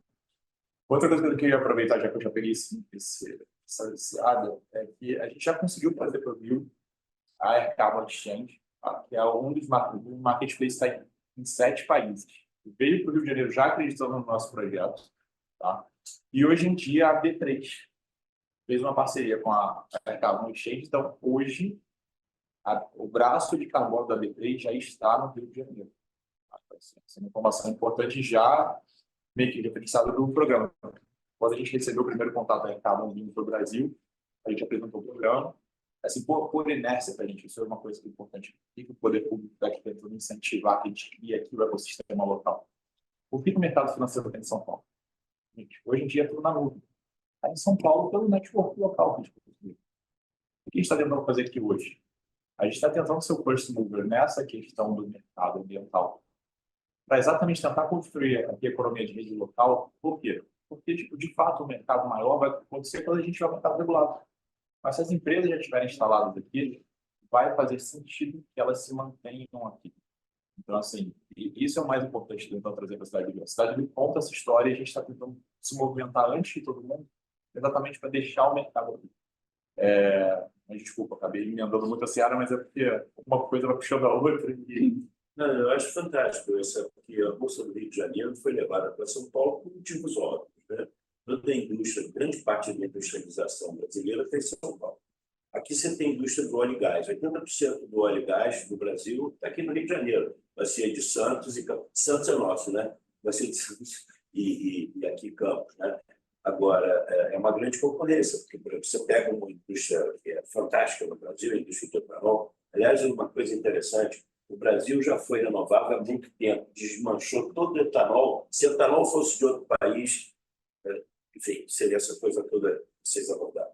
Então, quer dizer, eu acho importante estar junto com... Essa não é dúvida, estar junto com o Banco Central, porque, não sei, isso envolve um pouco meio de pagamento, né? Isso tem uma transação financeira, não tem um plano de fundo. Então, tudo que, assim, na minha cabeça, tudo que envolve recursos financeiros tem que ter uma certa chancela. Tudo bem, é voluntário, mas essa é uma dúvida que eu estou te perguntando. Bom, os tributaristas precisariam falar melhor que eu. Não precisa assim. Enquanto não há essa definição, é uma opção possível da regulação federal seria estabelecer que é um ativo financeiro e por isso vai ser regulado pelo Banco Central. Mas enquanto não existe essa previsão legal, não existe esse requisito de que o Banco Central valide ou interfira de alguma forma. Inclusive, você tem hoje, o que acontece hoje, né, e não só no Brasil, no mundo todo, é uma grande voluntariedade. Cada empresa, e aí às vezes de acordo com a destinação, ela mesma dá o tratamento que ela entende mais crível para aquele crédito. Então, dentro de um mesmo país, você não tem uma legislação forte definindo qual é a natureza. Na maioria dos países você não tem. Você tem empresa tratando como estoque, você tem empresa tratando como ativo financeiro, outras intangíveis. Isso é muito comum. Então, hoje eles cada empresa está buscando tratar de acordo com destinação, que é algo que aqui no Brasil, para fins tributários, a gente tem uma série de complicações. Mas a verdade do que ocorre hoje é isso. Você não tem uma estabilização sobre essa questão da natureza nem mundo fora. O ideal, inclusive, é que não haja essa regulação tão engessada, né? O importante é o que o Manuel comentou várias vezes, é a questão de que a certificação seja crível, auditada, e a partir disso, quanto menos regulação, melhor, porque, senão você começa a engessar o mercado uma série de obrigações. Tem uma pergunta, Manuel, que é em relação ao prazo. Se vocês pensaram em existir um prazo para ter pelo menos um boom inicial, digamos assim, de envolvidos, e se o prazo que foi estabelecido foi pensado em relação a isso, porque me parece que essa publicidade é gradativa, né? Não é exponencial. Então, assim, ou fixa um prazo, mas em algum momento você vai ter que reabrir esse prazo, eu queria entender o que vocês pensaram lá. Então, a primeira coisa é o seguinte, hoje, né, e a gente vai ter essa discussão aí da reforma tributária a nível nacional, né, mas hoje a lei do ISS neutro, eu tenho um programa de R$60 milhões anual até 2030. Tá? E se nada mudar, vai continuar assim. A expectativa atual é que até 2026 nada mude, né? E a gente tem começado a discutir, inclusive até tentado levar essa conversa para cima, se no próximo imposto, no desenho dele, se a gente não pode ter algum mecanismo que permita que a gente continue isso num outro formato. Então, essa é a questão hoje. O prazo, como é que o prazo foi pensado? E aí eu agora vou entrar na parte que a Paula não comentou, da dificuldade dessas coisas. Eu estou falando para vocês de um grupo de trabalho que se inicia em 2021. A lei foi para a primeira votação. A primeira votação foi em novembro de 22. Segunda votação, aprovada a segunda votação em maio de 23. Para eu ter em junho de 23, mais ou menos, a lei aprovada. Aí depois, 2 de outubro, decreto aprovado, para daí conseguir sair com o edital em dezembro. Certo, que ficou super apertado. Na verdade, antes de lançar o edital, a gente já tinha pedido a prorrogação do decreto. Mas esses mecanismos, eles são lentos. Né? Então, o que acontece é que a gente adiou, então, até maio desse ano. Ano que vem, eu vou ter de novo isso tudo. Então, assim, eu acho que o mecanismo vai se desenhando aos poucos. Mas a verdade é que a gente já tem uma série de empresas que já tem um inventário em mão. E como são 2 processos, para quem tem um inventário em mãos é muito simples. É cadastrar o inventário. E aí esperar só a nossa resposta de quantos créditos você vai ter direito a comprar para ser restituído. Tá? E aí como é que funciona a restituição? Geralmente foi uma coisa que eu não abordei. Na verdade, você recebe créditos tributários no ano seguinte. E aí vai descontando, então, do seu serviço prestado. Tá? Funciona muito parecido com a lei do ISS, relacionada à cultura, para quem tiver um pouco mais de familiaridade com o tema. Tá? Acho que era basicamente isso. Eu estava tentando lembrar, bom, já que a gente está falando aqui do setor de óleo e gás, assim, acho que uma coisa importante, conversei com a Luciana esses dias, assim, a sociedade ela fez uma escolha lá atrás, que foi se desenvolver através do óleo e gás. A escolha foi feita. E a gente tem todo um custo de transição aí. Tá? Todo esse setor ele é muito importante para o Rio de Janeiro. Boa parte das empresas estão aqui. Assim como as empresas vão ter que trabalhar nessa transição energética, a gente também está querendo trabalhar aqui, começando esse passo juntos com vocês. Tá? A gente não está falando aqui de greenwash na hora nenhuma. Na segunda etapa, né, vocês têm que entregar junto um plano de descarbonização que ele não tem nenhuma amarra, a gente não fez uma grande solicitação, mas sim metas e ações previstas. Então, assim, enquanto as empresas estão trabalhando na sua transformação, na sua redução, a gente entende que tem setores que vão continuar emissivos, como a gente comentou do aéreo, e o que eles podem fazer nesse meio tempo? Eles podem ir compensando esse impacto. E é nesse ponto que a gente quer ajudar. Isso, ao mesmo tempo, vamos fazendo o quê? Fomentando, então, uma transformação do Rio de Janeiro. A gente está falando aqui de projetos que, nesses 2 primeiros anos, eu tenho um mecanismo de flexibilização, porque hoje eu tenho poucos créditos no Rio de Janeiro, eles demoram a ser informados. Então, o que eu fiz? Eu gerei uma demanda e dei uma expectativa de mercado. Pessoal, olha só, nesses 2 primeiros anos, vocês podem comprar crédito de carbono em qualquer região do país. A partir do terceiro, eu só aceito do Rio. E eu estou pagando o valor do mercado internacional mais um bônus. Por quê? O tipo de emissão mais difícil de compensar é a urbana. Ela é a mais cara. É onde você tem menos soluções. Mas é o grande problema do mundo, na verdade. O Rio de Janeiro ele tem uma realidade totalmente diferente do país. A gente está falando de um país de 75% de emissão da parte florestal. Sou quase net zero em emissão florestal no Rio. Eu tenho 35% das emissões do setor de energia, 35% de transportes, salvo engano, 12% de industrial é PPU e 15% de resíduos. Então, assim, são soluções muito mais criativas, são soluções que podem, inclusive, ser incorporadas em qualquer região. Assim, isso tudo é para fomentar o mercado, para trazer soluções para cá, gerar crédito de carbono na cidade, trazer vocês para a conversa, vocês se tornem também ASG, potencialmente ASG a custo zero, tá? E que a gente consiga desenvolver o mercado. Desculpa, é que eu já estava meio assim, vocês chegaram bem. Desculpa. Eu ia perguntar se você está levando esse assunto também no fórum do IBP, onde a gente está, né, eles estão mapeando, estão levantando as emissões, né, fazendo um inventário do setor. Eu acho que talvez seria um caminho aí para impulsionar também o programa. Não sei se vocês têm trazido esse contexto, está nessa entrada, né, do fórum. Só complementar a pergunta, essa é uma dúvida nossa também. E nessa vanguarda que o município do Rio tem tido, como é que estão as conversas com o Estado do Rio de Janeiro e outros demais municípios também dentro do Rio? Há uma procura, uma adesão? As outras prefeituras têm conversado com a Prefeitura do Rio sobre esse tema? Na verdade, a ingerência de cada prefeitura é totalmente separada. Então, assim, eu acho que o primeiro ponto, gente, e eu acho que boa parte aqui trabalha em grandes empresas. Vocês conversam com todos os setores das empresas de vocês? E assim, eu estou falando assim, que dentro da própria Prefeitura do Rio, mesmo trabalhando no desenvolvimento econômico, eu não consigo nem chegar a todas as secretarias perfeitamente. Logicamente sabe o que eles estão fazendo, tudo. Imagina entre municípios. Então, assim, é muito grande. São demandas completamente diferentes. Tá? Hoje em dia, o município está focando no que ele pode fazer. A gente desenhou essa isenção aqui, baseada nisso. O Estado, ele pode também correr atrás de outras ações.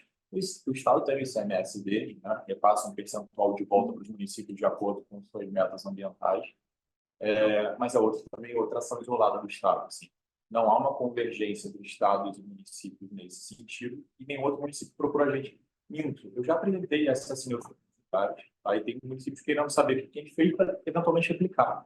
Eu acho que uma coisa importante para falar é que o último empréstimo que a cidade recebeu, tá? O Banco Mundial também condicionou a aprovação do ISS neutro. Ele estava em discussão, a gente já tinha apresentado a eles, e hoje o Banco Mundial está acompanhando de perto o programa.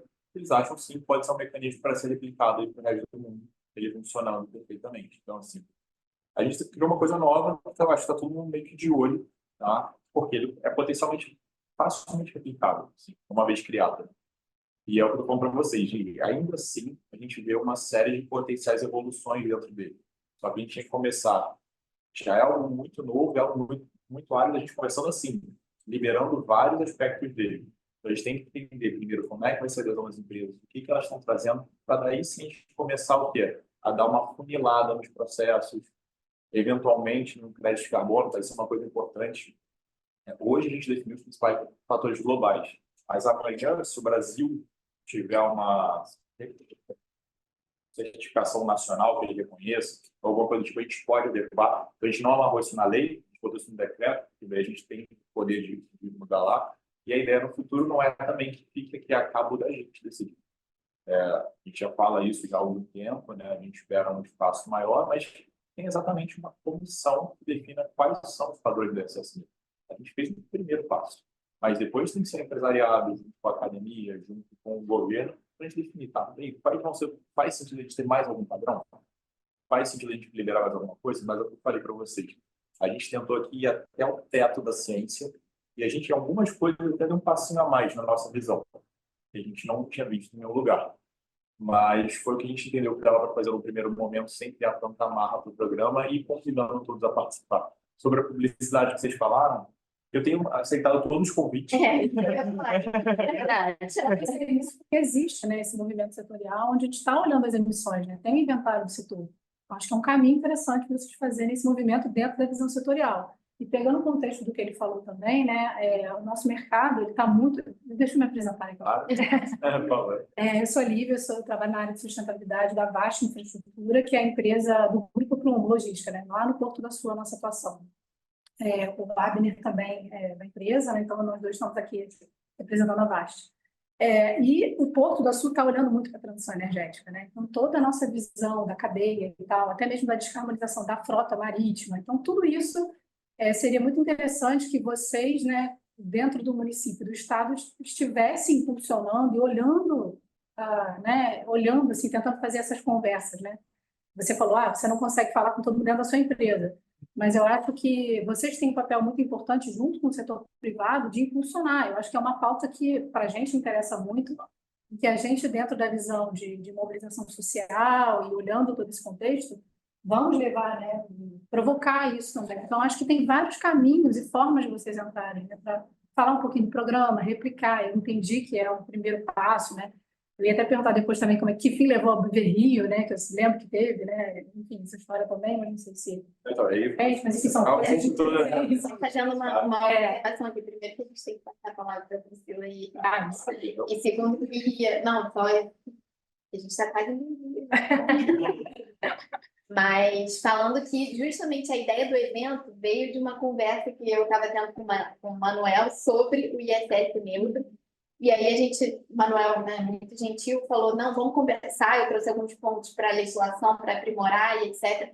E a gente teve uma reunião para conversar sobre esses eventuais sugestões, e aí a gente acabou conversando sobre o programa. Eu falei que aqui a gente trabalhava muito com o setor de petróleo e gás, e foi daí que surgiu a ideia da gente trazer ele aqui justamente para trazer para o setor, assim, né, dentro da possibilidade da adesão que a gente teria, trazer um pouco mais de conhecimento, e até porque eu acho que ele, explicando, acaba simplificando um pouco, porque a gente só lê, que a gente lê aquele banco com muitas regras, a gente acaba falando, olha, é muito burocrático, é demorado, e na verdade não.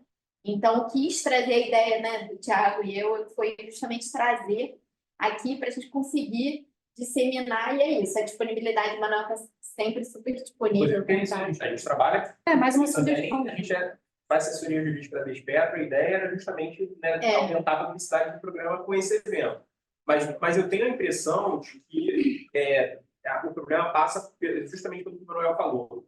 O nosso contato é no jurídico e no tributário em geral das empresas, ou supply chain. Então, não chega para as áreas de sustentabilidade, essa informação, a pessoa está lá, olhou, programa de ISS, nosso recolhimento de ISS nem é tão relevante dentro do universo da atividade, então não vou dar muita atenção a isso. Ou eu já tenho filial na CAE, que já cobra os 2% para atrair as filiais das empresas para lá, então não preciso do programa.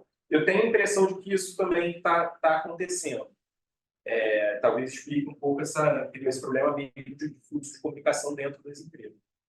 Mas só para finalizar, não, primeiro que qualquer coisa a gente vai estar aqui aberto para poder levar o programa para quem for, à sua disposição. É o mal de todo programa de início, tá? Eu vou dar um exemplo para vocês bem real. Tá? Chegou lá na pandemia e a gente foi dar um auxílio para o ambulante de carnaval de rua.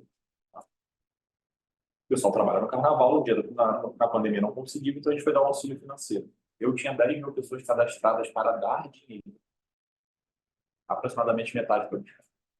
Então, assim, o problema de comunicação ele é frequente, mesmo a gente levando a jornal, a imprensa, e a gente chega longe como prefeitura, mas assim, impressionante, porque assim, ele tem gap.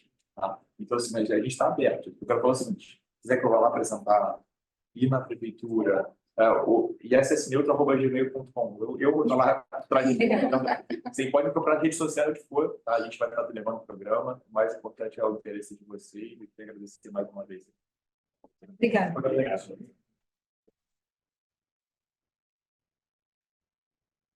Pessoal, fiquei para o final, mas tem várias questões que até que eu ia abordar. Essa questão do prazo, Thiago, era a primeira coisa que eu ia conversar aqui com... Acho que a minha dúvida, né?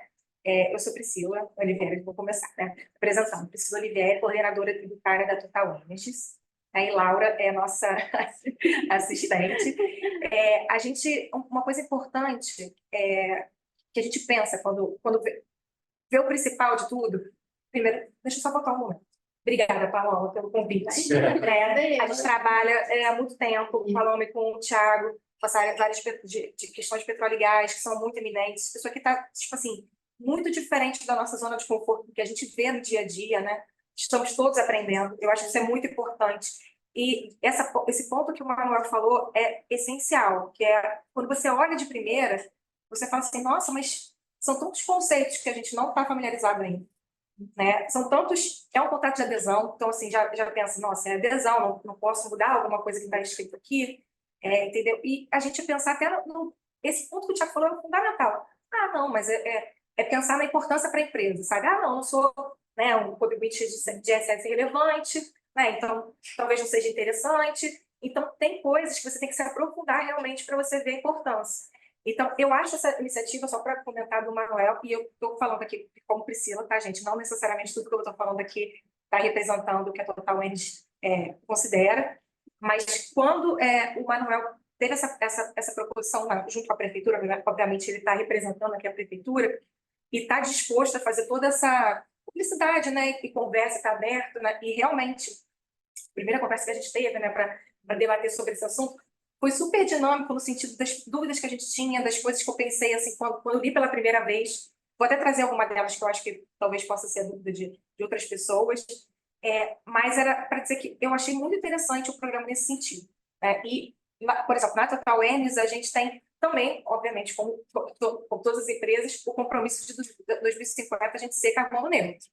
Obviamente tem metas intermediárias, não é chegar em 2050 já ser zero, tem umas metas progressivas, mas isso é muito importante, porque todo mundo agora, assim, o mercado em geral não é mais uma empresa de petróleo e gás, né? Somos empresas multienergéticas, né?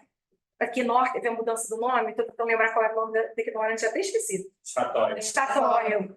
Porque, né, lembrava o óleo, aí foi para Equinor, que tem uma outra pegada. A gente era só Total, a gente agora é Total Energies. Então, isso tudo está, né? Também mudaram. Também. É A Petróleo virou Vasta Infraestrutura. Pois é, então, assim, eu acho que tudo isso, né, demonstra uma direção do mercado, né, em aceitar essa questão do verde, que graças a Deus, como disse a Luciana, e eu achei engraçado quando ela comentou isso comigo, que está um momento ótimo para ser advogado ambiental. Porque realmente, e está um momento ótimo para ser também tributarista por causa da reforma, né, gente? Então, assim, é muito interessante a gente poder ter essa transversalidade. Isso que o Manuel falou sobre o corpo, né, da gente às vezes não se falar com todos os pedaços da empresa, mas eu acho que isso é uma coisa muito importante. Porque se a gente não tiver essa visão mais geral da empresa e não conversar com as outras áreas, assim, por exemplo, uma coisa muito importante que a gente fez foi conversar com a área de ESG, para poder entender o que a gente está tendo de iniciativa, né, o que a gente está trabalhando, para a gente ter uma noção, né, do quanto a gente está inserido naquele mercado. Então, conhecer tanto a sua empresa quanto a transversalidade que ela trouxe pela questão do IPP, e até falo mais, que eu acho que você falou sobre a questão da Bespetro, né? Como o programa ele tem, ao meu ver, 2 vieses importantes, que é trazer esses prestadores de serviço, né, no mercado da cadeia de carbono para o Rio de Janeiro, né, porque realmente tem essa intenção de se transformar a capital energética, né, o município energético, como também incentivar a compra de crédito de carbono pelas empresas que são contribuintes do ISS. Né? Então, assim, ele tem essa dupla pegada e que, né, ao nosso ver, ela é interessante por ter totalmente ser compatível com essa questão da energia verde e da neutralidade.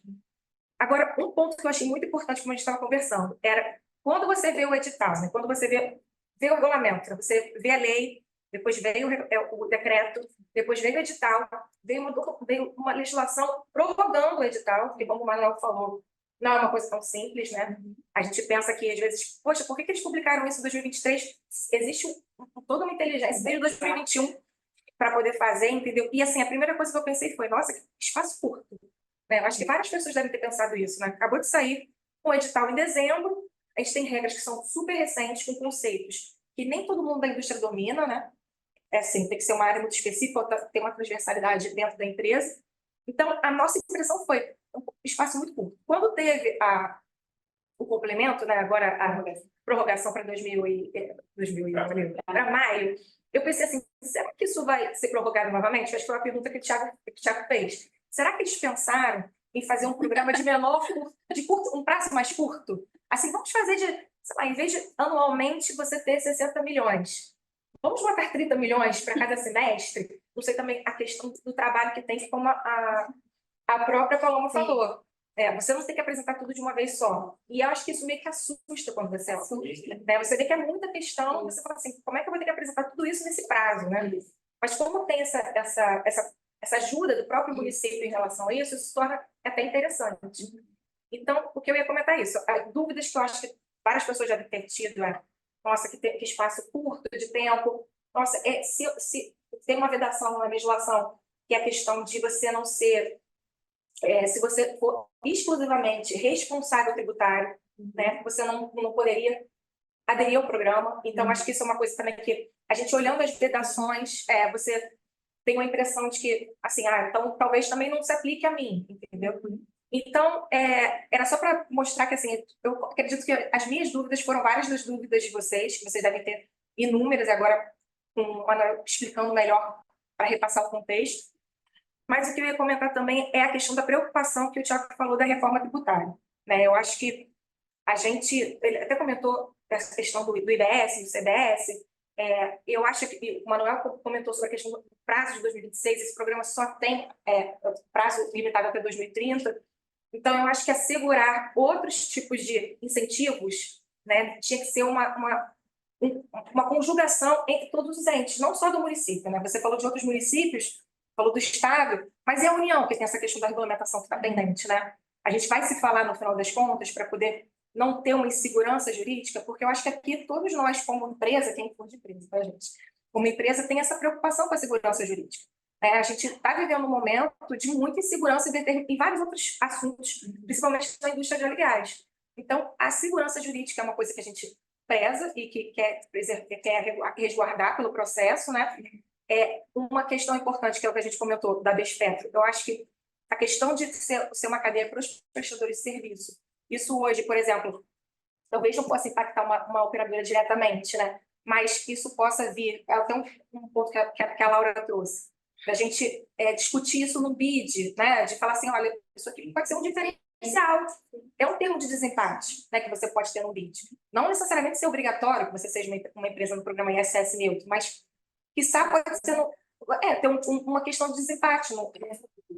Ou também uma questão que a gente está discutindo, que era da cadeia, do impacto na cadeia. Que a gente achou isso engraçado quando a gente estava conversando nós três. A Paloma falou assim, eu falei, Paloma, mas uma pergunta foi muito básica. Foi assim, por que você pensou em trazer uma operadora, assim, uma pessoa que tem uma perspectiva de operados, para discutir o programa do ISS Neutro? Aí ela pensou, não, porque no final das contas vocês é que contratam, né, os prestadores de serviço. Então eu pensei no desenrolar da cadeia. Aí a capacidade de mobilização. Isso, exatamente. Aí o que eu falei para a Paloma? Paloma, não necessariamente vai ter um impacto na cadeia como um todo, porque a gente tem contratos amarrados, às vezes com um percentual, que você pode ficar a maior ou menor, que não vai impactar na gente. E aí ela trouxe uma outra perspectiva, né? Que ele comentou, não, mas a gente tem que pensar também, quem já tem a compra de carbono no mercado interno, quem já tem o inventário, quem não tem ainda, que vai entrar nesse mundo. Então, tem várias nuances que vão impactar em toda essa análise sobre a cadeia do mercado de carbono. Não, e até fazendo um comentário pegando gancho, eu acho que esse ponto é super relevante, né? Você ter também aqui uma empresa, né? Tipo de empresa que está no rol aqui das operadoras, né? O quanto vocês também acham importante, não só o ISS neutro, mas esse tipo de mercado de carbono, quanto vocês vão exigir dos contratados no futuro, né? Para que quem aderir, o quanto vocês, sendo ESG, vocês vão querer fazer, porque não é, né? Você ter isso na sua política de contratação. Hoje, a gente vê até mesmo em política de contratação de escritório uma série de medidas que não estão ligadas à nossa atividade principal, mas que a gente tem a obrigação de ter. Então, hoje, a gente cumpre uma série de questões, não só ambientais, mas de sustentabilidade, enfim, gerenciamento, que a gente tem que demonstrar. Então, isso pode ajudar também, inclusive, no seu conceito que você falou lá no início sobre a incidência, a dedutibilidade no imposto social. Isso, exato. Isso a gente pode ajudar nas nossas conversas com a Receita Federal, aquelas conversas que nós temos usuais com algum fiscal e que acabam chegando nesse momento, justamente trazer essa preocupação. O Carlos falou sobre a questão lá do que vai acontecer na Europa, aquilo que vai ser obrigatório, as questões comerciais inerentes do ESG. Acho que é importante também ter essa discussão, porque a partir do momento que eu gero obrigação de fazer algo, ela já é ligado diretamente à sua operação. Exato. E então, já vira uma questão de dedutibilidade, tomando crédito, então já fica... Eu acho que, sim, todos esses conceitos, eles hoje já extrapolam a própria atividade da empresa, né? Hoje você já tem a própria Receita Federal, no OEA, por exemplo, que é o Programa de Operador Econômico. A empresa que é operador econômico, ela não só é obrigada a ser segura, conforme com a legislação, ela tem que visitar o fornecedor dela, ela tem que saber se o fornecedor dela está cumprindo as normas. Então, né, hoje a gente não tem mais aquela visão mais só individualista da empresa. Hoje a gente já tem um poder público que exige que a gente, e o mercado como um todo, que exige que a gente tenha essa visão. Quem você está contratando, né? É uma empresa conforme, é uma empresa ESG? Então, foi um pouco, né, sobre todas essas perspectivas e, claro, porque, né, Priscila, né, a gente já trabalha junto há bastante tempo, Priscila, enfim, tem um super currículo, já deu aula em vários cursos, então, para ouvir também a sua perspectiva, um pouco do que você acha e o que você entende que até mesmo a Total tem de planos para o futuro e etc. Então, Não, como a gente estava comentando, eu acho que esse tema realmente é um tema muito relevante. Eu acho que todas as outras operadoras, prestadores de serviço, acho que tem que se debruçar nesse assunto. Eu acredito que essa questão da burocratização, que o Manuel falou, não, a gente tentou botar por etapas, mas de ter muita informação, de ter as datas, eu acho que isso assusta um pouco. E eu acho que o que vocês estão fazendo de trazer para desmistificar, né, essa questão, de transformar uma coisa mais visível, né, mais fungível, das pessoas falarem assim, ah, não, entendi, isso aqui é uma coisa mais concreta. Então, não necessariamente das empresas se tornarem, né, aderentes ao programa, mas de incentivarem o mercado como um todo a aderir ao programa por conta dos benefícios que possa ter. Então, a minha visão como Priscila é nesse sentido, de que eu acho que o programa é uma iniciativa muito interessante da prefeitura. Eu falo sobre a questão da segurança jurídica, porque a gente até, essa questão da natureza jurídica dos créditos de carbono é uma questão muito comentada, muito discutida. A gente vê esses termos, né, de crédito tributário que se repete milhares de vezes no edital. Então, a gente tem vários pontos que, como você falou, Paloma, assim, a gente nada que não possa ser amadurecido com o tempo, porque é uma questão muito nova. Exatamente, mas eu acho que é importante as empresas como um todo entenderem melhor o objetivo do programa, que é um objetivo nobre, interessante, mas também resguardando como empresa, né, com uma perspectiva de Priscila, que trabalha em uma empresa, da segurança jurídica, né, de você ter uma noção, né, uma visibilidade de como isso vai impactar a cadeia, né, de você ter um entendimento, como ele mesmo falou, da VAST, de você entender o que isso pode impactar, né, em outras jurisdições, em outros municípios, no país como todo, essa questão da regulação do mercado, que o Thiago bem trouxe, que eu acho que para o imposto de renda, como você comentou, talvez esse marco que traga essa questão da dedutibilidade, diferente do que é a opinião, né, da Paloma comentando sobre a questão do mercado em si. Mas, como eu comentei, esse assunto é um assunto que é interessante, é o futuro, né? Eu acho que quem não discutir sobre transição energética, sobre carbono zero, não está acompanhando o desenvolvimento das empresas, por isso que eu comentei os nomes das empresas. Mas é isso. Então, eu achei muito interessante participar e discutir, conhecer o Manuel, que trouxe várias questões muito práticas e didáticas sobre o programa. Assim, não sei se alguém mais tem alguma dúvida aí no chat para a gente dividir, compartilhar. Eu faço parte da aula. Acho que, para a gente está falando do mercado todo, acho que primeiro não tem medo dessa segurança jurídica toda. É voluntário.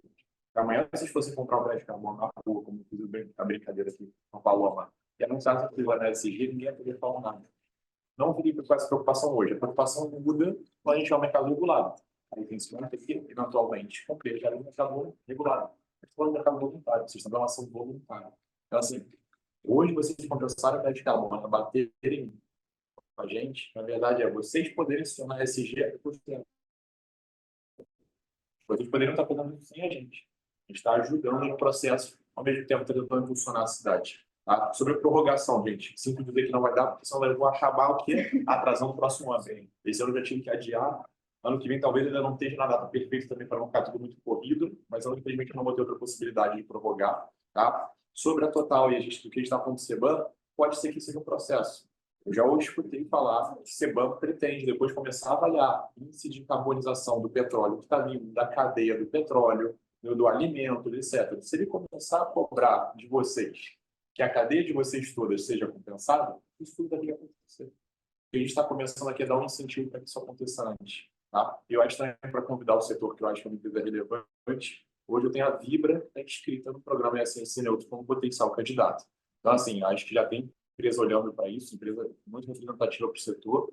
Tá? Então, eu acho que também é importante vocês saberem também, vocês poderem participar, tá, pessoal? E é isso, a gente vai estar lá à disposição, tá? Obrigado mais uma vez.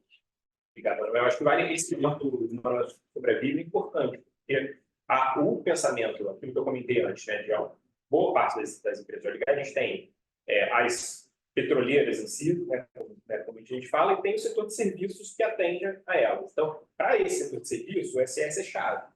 Para as petroleiras em si, não, é residual, mas é o caso da Vibra. A Vibra é comercializadora de combustível, o SS para ela é residual. E ainda assim, ela se interessou em aderir. Então, dá para ver como, se você tem Até te corrigindo, ela é residual, mas ainda importa muito. Não, sem dúvida, para a prefeitura Digo até por nós mesmos, nós temos um benefício em São João da Barra, que é uma vantagem competitiva, mesmo sendo residual. Não é, tanto é relevante, que foi o que eu comentei de Macaé, São João da Barra, uma coisa, para atrair as empresas do setor, aplicaram basicamente para os tipos de atividade econômica do setor e ISS2. Então, foi uma forma de tentar atrair e capturar esse ISS. O que a prefeitura está tentando fazer é o seguinte: se você pensar como de forma conjugada, né, com as iniciativas que já vêm sendo adotadas na área ambiental, você possa também se beneficiar no Rio e eventualmente fazer no Rio o que se faz fora, ter um ganho com isso fiscal, justamente para compensar os dispêndios. Então, enfim, é interessante, eu acho que aí para sugestão, eu acho que vale também, como tem essa questão de grandes empresas dos municípios que não são prestadores de serviços como atividade principal, se eventualmente teria relevância, isso eu não sei, é questão de índice, para vocês verificarem internamente. Envolveu o IPTU nessa questão em algum momento, e o outro é a questão das tributações diferenciadas dentro do município, sociedade profissional, por exemplo, que não é percentual de ISS, né? Valor fixo por profissional.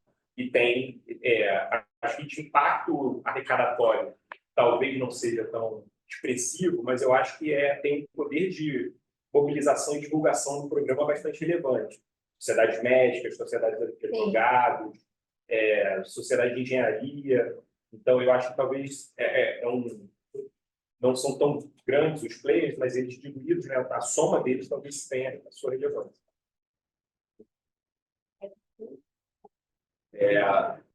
Não. Alguém tem mais? Não, por mim. Pessoal, a gente passou do nosso horário, então a gente até recebeu algumas perguntas, a Bruna enviou aqui, mas a gente pode endereçar, a gente vai endereçar posteriormente por e-mail. Agradecemos aí mais uma vez a presença de todos que nos escutam tanto online quanto aqui presencial. Foi ótima a discussão. E, enfim, vamos ver se a gente consegue ter mais iniciativas parecidas aqui para que a gente possa debater, enfim, desmistificar, como diz a Priscila. E é sempre um prazer para a gente receber a todos. Obrigada. Obrigado.